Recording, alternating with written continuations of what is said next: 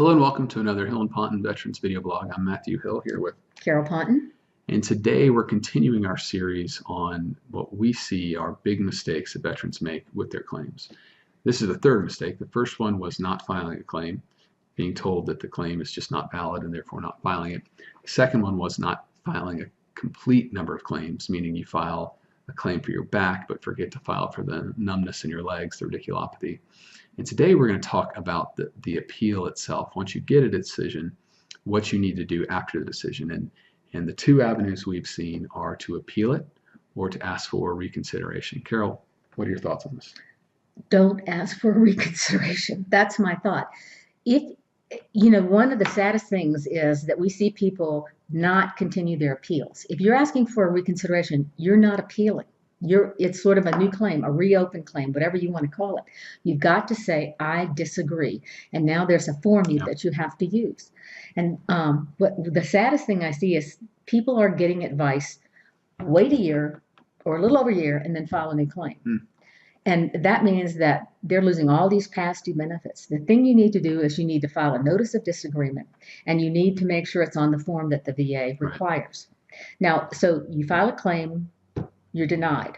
Okay, what do you do then? You file that appeal, but then you need to get evidence. You need to figure out, why is the VA denying you? Right. Well, so with reconsideration in particular, I talk to veterans about this all the time.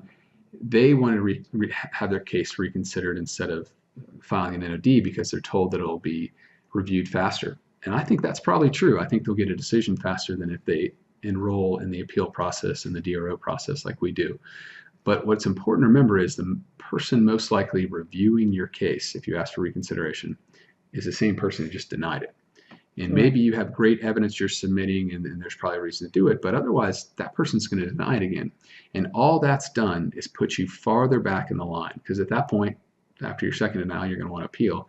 And then you're in the back of the line again. You may have missed your date, so you're appealing this most recent decision instead of the one way back.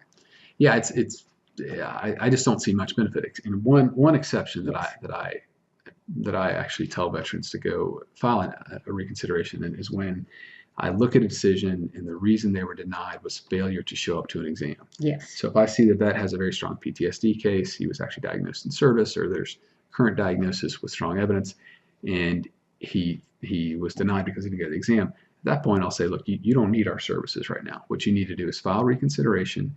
And my hope would be that the C&P exam would be favorable, and not only would he get a new decision quickly, but he actually start getting benefits. So that's one instance where I definitely recommend doing it, because it's just not it's not worth waiting all those years. If you have an excuse, you have to tell them why you didn't show up, but give them a valid excuse, and then you should be able to get it there. Right. But in general, Carol and I adamantly feel that this is such a long process getting your case won. Once you have to appeal. And you don't want to make it longer than you need to.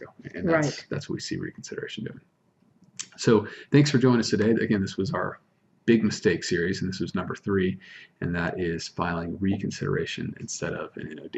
Or not appealing at all. Or not appealing at all.